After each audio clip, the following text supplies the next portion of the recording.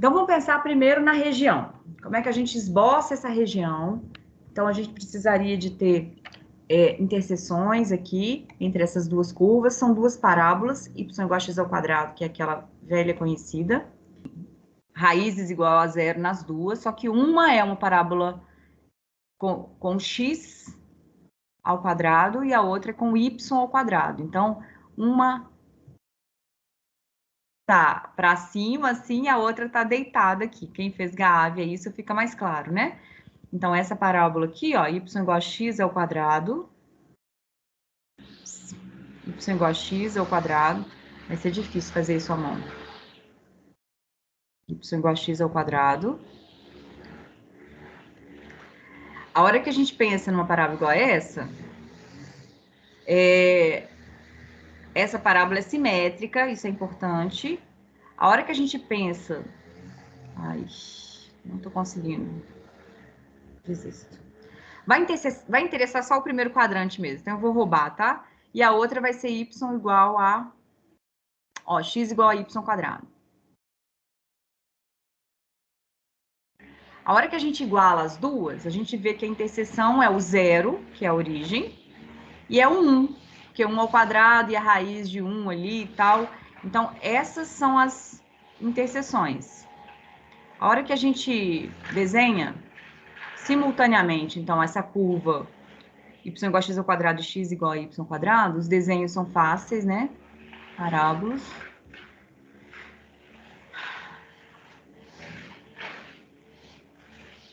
Curioso que a tela cansa mais, eu não sei se vocês sentem isso, cansa mais do que o ao vivo.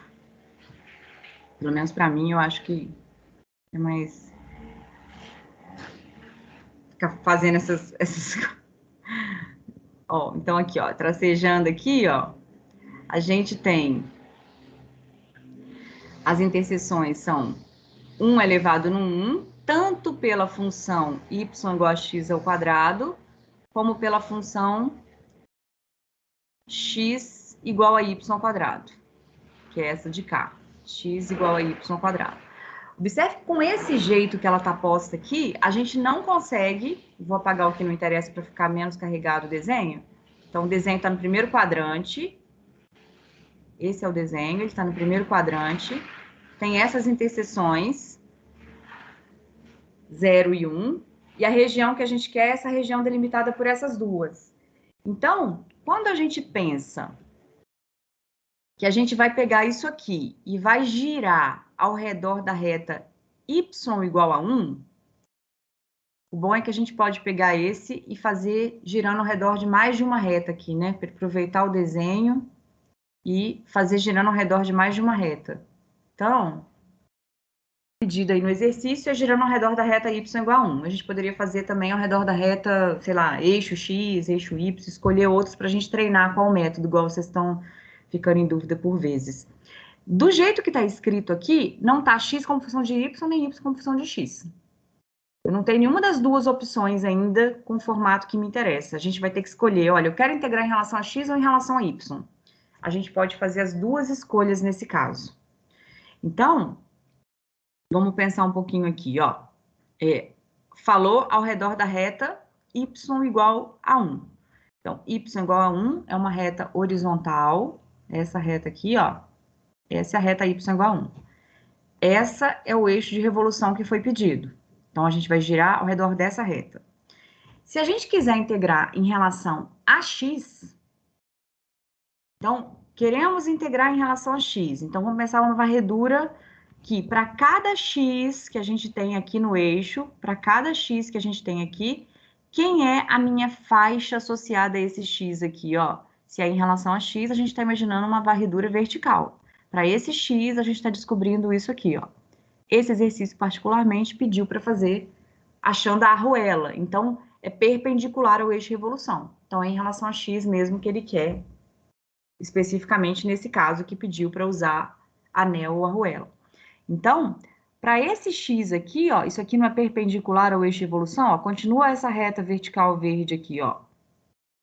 Para esse x, isso vai ser uma faixa perpendicular ao eixo de evolução. Então, a gente vai ter, a hora que a gente gira aqui, ó, a gente vai ter uma arruela a maior aqui e a menor aqui, ó, a de dentro.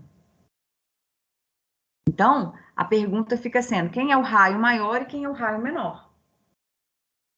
O raio maior é dado em cima dessa curva azul, que é y igual a x ao quadrado. O raio menor está em cima dessa curva vermelha, que eu não posso falar que é x igual a y ao quadrado. Essa curva vermelha aqui, a gente vai ter que isolar y. Quanto que vale y como função de x?